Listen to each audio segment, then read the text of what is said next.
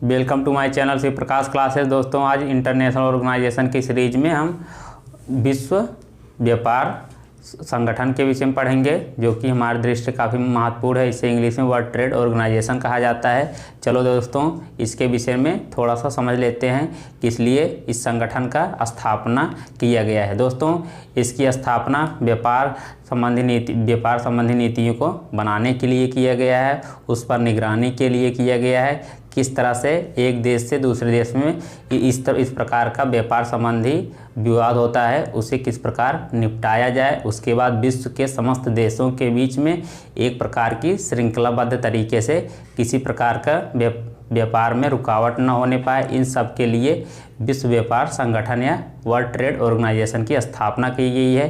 दोस्तों, चलो देखते हैं इसका मुख्यालय कहाँ है, उसके बाद इसके प्रमुख कार्य क्या क्या है, उसके बाद इसके द्वारा कौन सी रिपोर्ट किस वर्ष या निकाली जाती है वार्षिक रूप से। चलो दोस्तों, देख लेते हैं।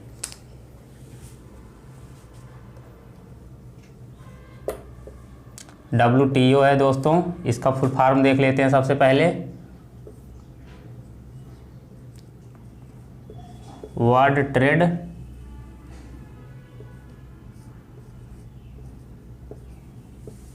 Trade organisation. दोस्तों, मैं शॉर्ट में लिख दे रहा हूँ, इसका मतलब होता है ऑर्गेनाइजेशन। अब देख लेते हैं इसकी स्थापना 1995 में उरुग्वे दौर के साथ हुई थी। इसका मुख्यालय देखते हैं।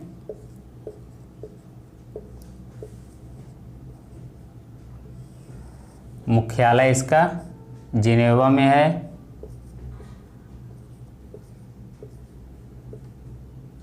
मुख्यालय इसका जिनेवा में है।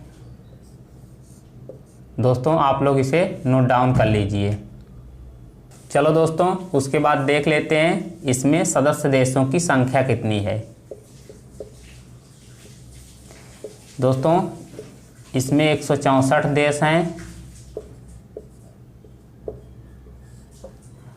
उसके बाद दोस्तों, मैं यहाँ पे लिख दे रहा हूँ, उरुग्वे दौर के साथ WTO की स्थापना की गई थी। इसे general agreement trade and tariff को प्रतिस्थापित करके WTO की स्थापना की गई थी।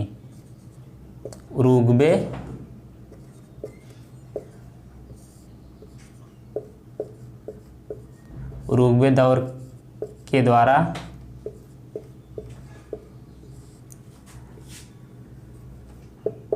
WTO की स्थापना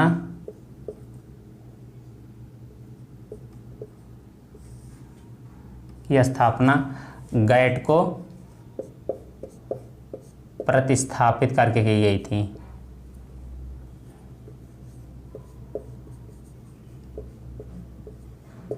प्रतिस्थापित करके की गई थी।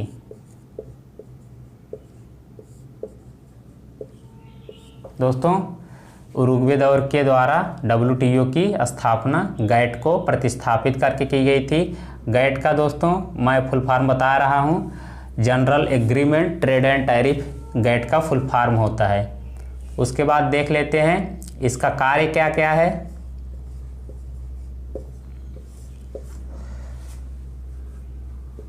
व्यापार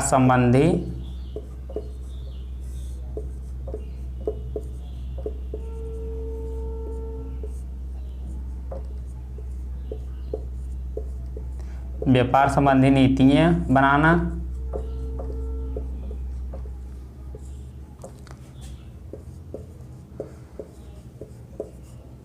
व्यापार से संबंधित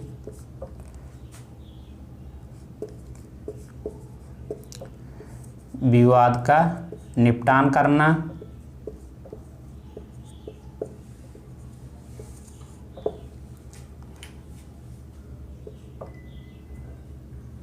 विकासशील देशों को तकनीकी एवं प्रशिक्षण प्रदान करना,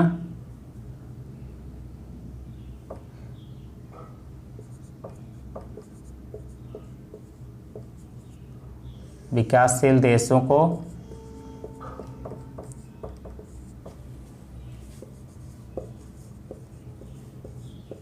तकनीकी एवं प्रशिक्षण प्रदान करना।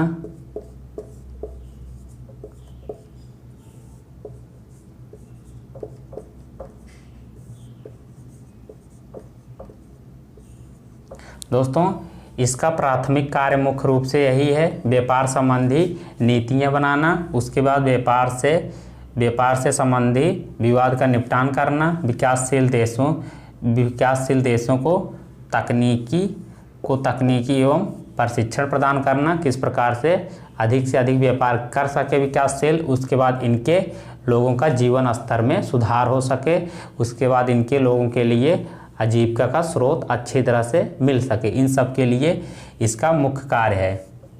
दोस्तों उसके बाद देख लेते हैं WTO के द्वारा कितनी प्रकार की सब्सिडी का प्रावधान है।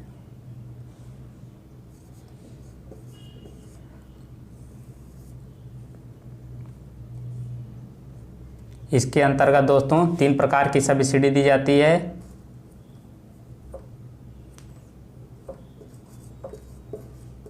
तीन प्रकार की सब्सिडी दी जाती है दोस्तों इसके अंतर्गत। पहला है ग्रीन बॉक्स सब्सिडी,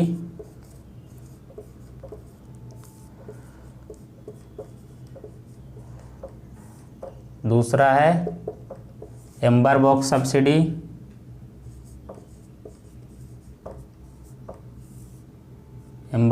सब्सिडी,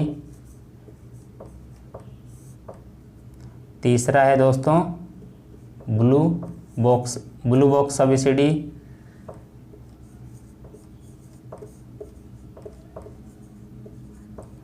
दोस्तों आप लोग इसे नोट डाउन कर लीजिए।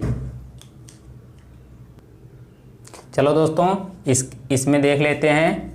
सबसे पहले ग्रीन बॉक्स सब्सिडी में कौन कौन सी सब्सिडी इसके अंतर्गत आती है। इसके अंतर्गत दोस्तों अनुसंधान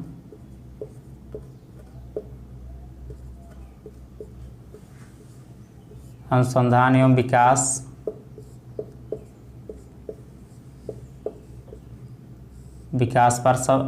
पर सब्सिडी,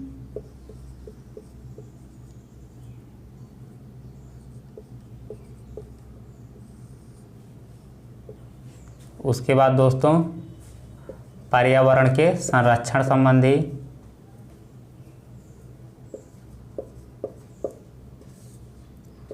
पर्यावरण के संरक्षण, सेवा विस्तार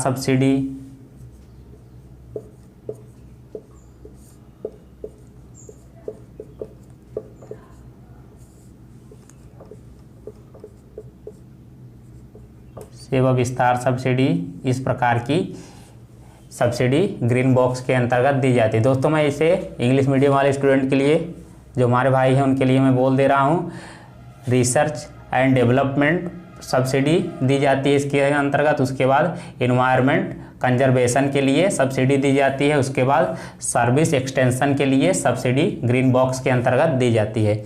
अब देख लेते हैं दोस्तों amber box subsidy. Amber box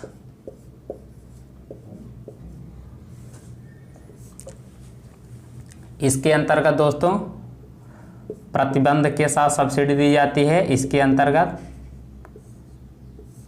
अंतर्गत किस देश को या विकासशील या विकसित देश को कितना अपने किसानों को सब्सिडी देना चाहिए, ये WTO के महानिदेशक द्वारा, उनके कार्यकारी द्वारा इन सब का निर्धारण किया जाता है। प्रतिबंध के साथ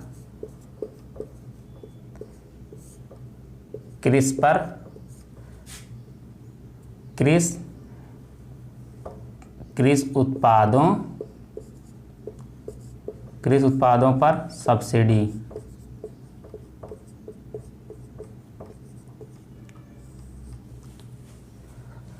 दोस्तों इसमें जैसे आता है बिजली पर कितनी सब्सिडी देनी चाहिए सरकार को,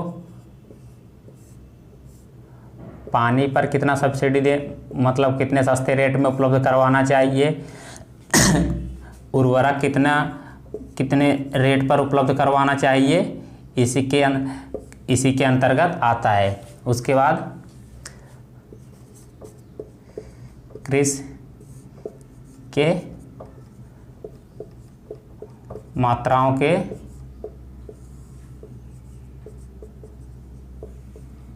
आधार पर सब्सिडी।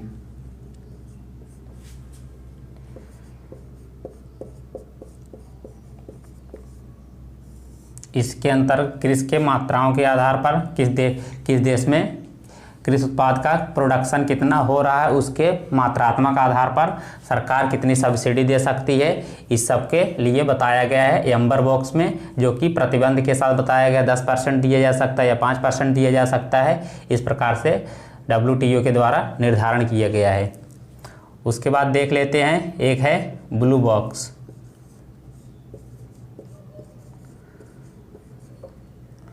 ब्लू बॉक्स है, इसके अंतर्गत देख लेते हैं दोस्तों।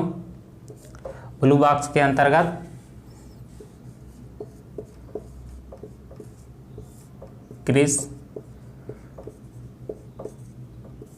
कृषि उत्पादों के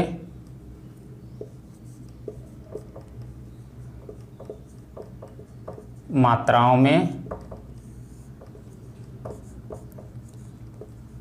कमी के लिए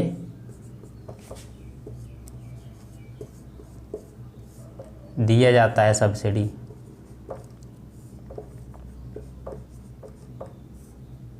दिया जाता है सब्सिडी। उसके बाद दोस्तों इसी के अंतर्गत जैसे कुछ स्कैंडिनेवियन कंट्री हैं, वहाँ पे जैसे वहाँ पे फिनलैंड हो गया, कुछ स्वीडन हो गया, जो वहाँ पर बहुत ज़्यादा ओशियन में, महासागर में मछली पकड़ते हैं, उनको उनके सरकार द्वारा जो सब्सिडी दी जाती है वो भी ब्लू बॉक्स के अंतर्गत आती है दोस्तों। ब्लू मीन्स होता है नीला, समुद्र को हम नीले से करके जोड़ते हैं, इसका मतलब होता है जो ओशियन रिसोर्स होता है या ओशियन का उत्पाद होता है, उस पर जो राष्ट्रीय सरकार द्वारा सब्सिडी प्रदान की जाती है, इसी के अंतर्गत आता है दोस्तों। आप लोग इसे एक बार हम रिवीजन करवा दे रहे हैं, उसके बाद मैं इसे इरेज करके दूसरा लिखूंगा। ग्रीन बॉक्स के अंतर्गत दोस्तों अनुसंधान एवं विकास पर सब्सिडी दी जाती है। उसके बाद पर्यावरण के संरक्षण पर सब्सिडी दी जाती है। उसके बाद सेवा विस्तार पर सब्सिडी दी जाती है, जिसे इंग्लिश में कहते हैं सर्विस एक्सटेंशन सब्सिडी। उसके बाद दोस्तों एम्बर बॉक्स के अंतर्गत प्रतिबंध के साथ दी जाता है। उसके बाद जैसे दोस्तों कहते हैं कैप लगा दिया गया है, कितना सब्सिडी राष्ट्रीय सरकार द्वारा दिया जा सकता है। कृषि उत्पादों पर सब्सिडी, जैसे उसके अंतर्गत दोस्तों आता है बिजली पर कितना सब्सिडी सरकार को देना है, पानी पर कितना देना है, उर्वरक पर कितना देना है। उसके बाद दोस्तों कृषि के मात्राओं के आधार पर सब्सिडी दी जाती है। जैसे भारत बहुत बड़ा देश है, यहाँ पर सरकार के द्वारा राष्ट्रीय सरकार के द्वारा कितना सब्सिडी दी जाएगा, इन सब पर निर्धारण WTO के द्वारा किया जाता है। उसके बाद देखते हैं ब्लू बॉक्स के अंतर्गत, इसके अंतर्गत कृषि उत्पादों की मात्राओं के कमी के लिए सब्सिडी दिया जाता है। उसके बाद दोस्तों इसमें ओशियन के उत्पादों पर सब्सिडी प्रदान की जाती है। दोस्तों मैं यहाँ पे लिख दे रहा हूँ महासागरीय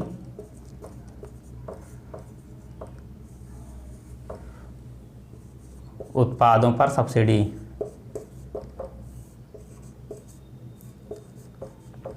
दोस्तों महासागरीय उत्पादों पर सब्सिडी इस प्रकार से दी जाती है जिससे एक सस्टेनेबल या सतत तरीके से मछली को पकड़ें या ओशियन उत्पाद को ठीक तरीके से एक्सट्रैक्ट करें या उसका शोषण करें, एक्सप्लॉयटेशन जिसे कहते हैं, जिस प्रकार से हमारे महासागरों पर हमारी अर्थव्यवस्था उसके बाद बहुत दिन तक चलती रहे, इस प्रकार से अच्छा प्रबंधन करना है। इसीलिए महासागरीय उत्पादों पर सब्सिडी प्रदान की जाती है। दोस्तों आप लोग इसे नोट डाउन कर लीजिए।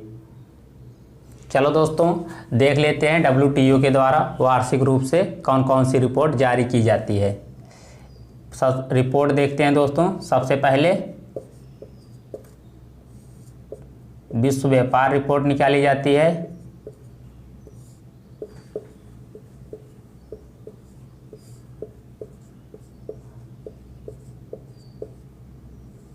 विश्व व्यापार रिपोर्ट निकाली जाती है। उसके बाद दूसरा विश्व व्यापार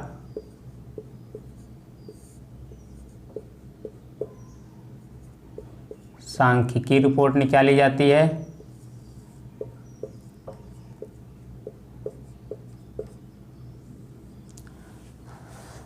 ये दो रिपोर्ट दोस्तों WTO के द्वारा प्रतिवर्ष या एनुअल बेस पे निकाली जाती है।